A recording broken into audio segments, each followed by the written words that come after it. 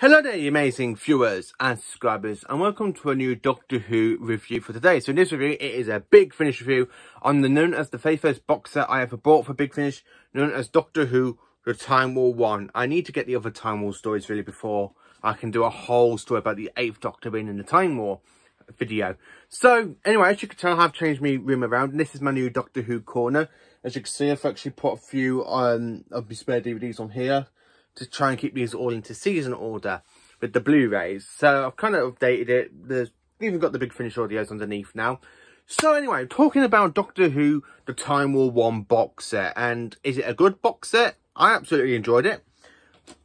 I have to admit, I absolutely loved it. I think it's a cracking story. Paul McGann is brilliantly as the 8th Doctor, as he is in Light at the End. I've still got to listen to the other two Paul McGann audios I've got, which is Max Warp and, of course, Night of the Fashion Errata.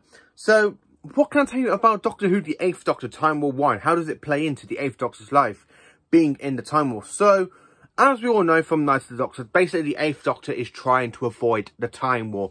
In this box set, Time War 1, it goes absolutely wrong, because the Doctor does get caught up in the events of the Time War, and he's actually captured by the Time Lords, put into a Time Lord camp to try and get the Doctor to train, kill it, like to train to kill the Daleks, trying to get him to interfere with the fight, in the Time War. So anyway, talking about the very first story we have in this box set, we end up having, of course, the very first story is known as the Starship Theseus, where the Doctor and his companion Shrina. Now, unfortunately, because the spaceship, the Theseus, ends up getting caught in the Time War during different time winds where planets were being destroyed, because it's a very, very big and complicated the Time War is, really. Really, this spaceship ends up falling into these time wounds where the companion of the Doctor's name, the companion to the Doctor does change her name. So she goes from Shireen to Emma, and then, of course, finally, Bliss. Now, the person that plays the Doctor's companion in this audio is no other than, of course, the actress who plays Rani Chandra in the Sarah Jane Adventures. I had to look it up before I did this video. I never realised Rani Chandra, the actress, actually went into, from the Sarah Jane Adventures, went into Big Finish. And to actually listen to her with Paul McGann's Doctor, absolutely fantastic. And I really do like her chemistry with the 8th Doctor. Her and Paul McGann do have a lot of chemistry. So, of course, they end up landing on a luxury space liner. During this time, as I was saying, the Time Lords are hunting for a renegade Time Lord. So, when the Doctor thinks, after he encounters the Time Lords in the battle tires crash into the Theseus, the Doctor thought he was on about him, where in fact it isn't. He isn't actually on about the Doctor. So, it's very, very complicated. I will explain a lot more later on into the story.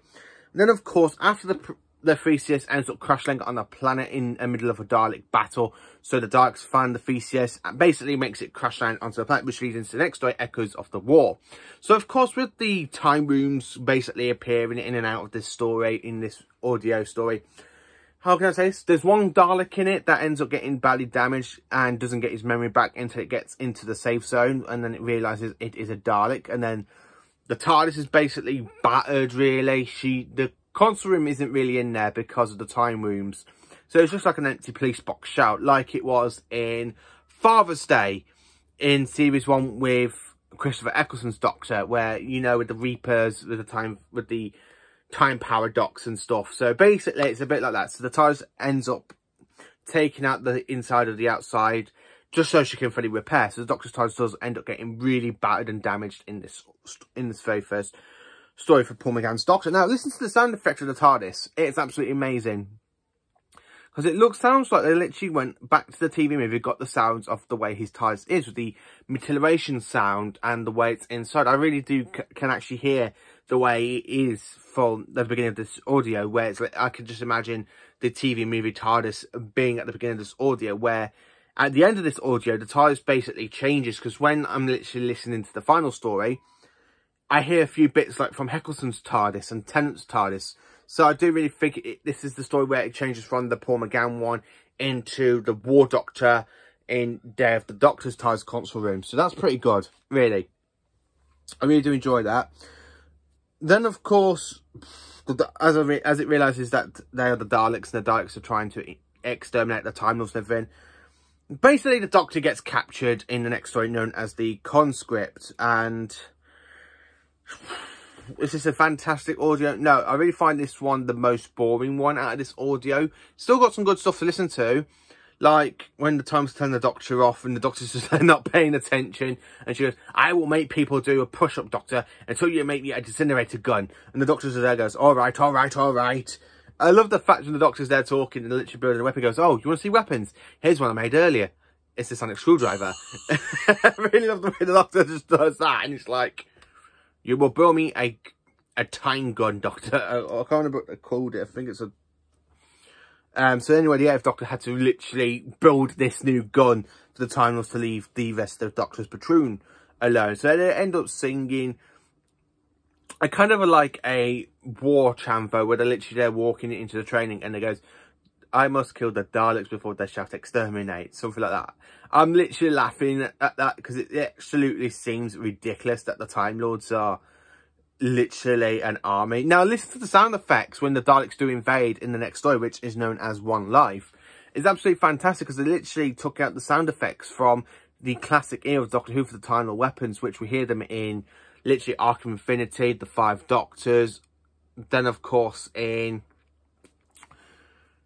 the Deadly Assassin, and I believe the Invasion of Time for the Time Lord weapon sounds. It's absolutely fantastic when you hear them and they're literally just shooting Daleks, and the Daleks are there, and the way you hear the Daleks, it literally sounds like the 1980s version from Remembrance, where you don't really get the 2005 kind of extermination sound. You do a little bit, but it's like it's somewhere in between the two. So listen to the Daleks shout exterminate. It's absolutely fantastic. I love the Daleks. They are my favourite villain out of Doctor Who, and they were the very first villain that the Doctor ever encountered in his first incarnation. So listen to the Daleks on audio. It's always going to be a fantastic thing to listen to. Absolutely fantastic. I really do enjoy sitting down and listening to Time War 1. I really think the Daleks are fantastic in this audio. Paul McGann absolutely is brilliantly as the Doctor. I really think he deserves more TV time than going into audio, because even though how good he is in audio, it makes me wish that I wish we could actually see him on screen. Or how about they just animated the Big Finish stories? If you're watching this Big Finish, why not animate your audio stories from every single Doctor you've done, or, you know, or animate them, and like you can just do a nice DVD box set called Doctor Who Time War 1, and then of course you can just put the 8th Doctor on the cover and say the Paul McGann years from 1996 to 2001, something like that, because you got the John Hurt ones as well. Absolutely, something like that. I really am grateful that this audio does exist, because it literally shows how desperate the 8th Doctor really does get in the Time War, how he doesn't want to take part, how he's trying to run away, and everywhere he goes, he ends up getting drawn back into the Time War. So no matter how far he tries to run, he ends up getting pulled back, really. And that's the whole point of the story. It's literally like the Doctor trying to be his normal self, going to adventures, exploring time and space. And then, of course, this whole effect happened where with the Theseus, the Time Lords, Daleks could question into the Doctor's life again, and he's getting pulled into the Time War. And of course, at the end of the audio, at the end of One Life, you hear him say, like, he's going somewhere else to try and be the Doctor, not try and get involved in this war. And it's very, very badly how bad the Doctor doesn't want to take part of the war, but everywhere he goes, he's literally involved. And I understand in Time War 2 and 3, and possibly 4, that it's literally at that same point that the 8th Doctor doesn't want to fight. I haven't really listened to the other audio, so bear with me on that one until I get them. But I absolutely do enjoy this audio. The way you hear the Doctor trying to get away from the Time Lords, where they're on Gallifrey, and like trying to put him in that training camp to fight. And he's literally just there going, "I want to go to my TARDIS, I just want to leave. I don't want to take a part in this war." Even though he does that, and then literally gets his TARDIS back, and the TARDIS is literally battered, damaged and stuff, and then you got that Time Lord, Ossity, and she's really annoying. I believe she's played by Jacqueline Pierce, who plays Em in the James Bond films with Pierce Brosnan. So I really don't like the way this story just plays out. It's a good audio to sit down and listen to, but when you try and hear how much Time Lords die, and because of the Daleks and stuff, it's like there's too much death going on. And that's the whole point of Doctor Who. Doctor Who has got to have a lot of deaths going on, and it's been that way since 1963, where we watched Resurrection of the Daleks. people die in that one. It just leaves the TARDIS team alive and Linton. You know, so on. So, yeah, this is my review on Doctor Who, the 8th Doctor, The Time War 1. Let me know in the comments what you think of this review. Have you ever listened to this review? If you ever listened to this audio, sorry. Let me know in the comments what you think of Time War 1. Do you think it's a good Time War box set? In fact, I like the way how the 8th Doctor is patrolled, not trying to take a fight in the war.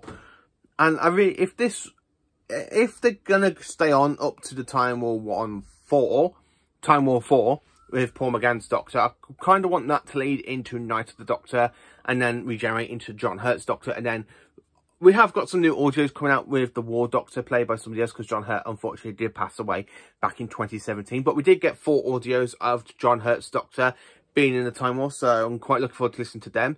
Thank you for watching this video. Please do like, subscribe, and share, and join for more awesome Doctor Who content.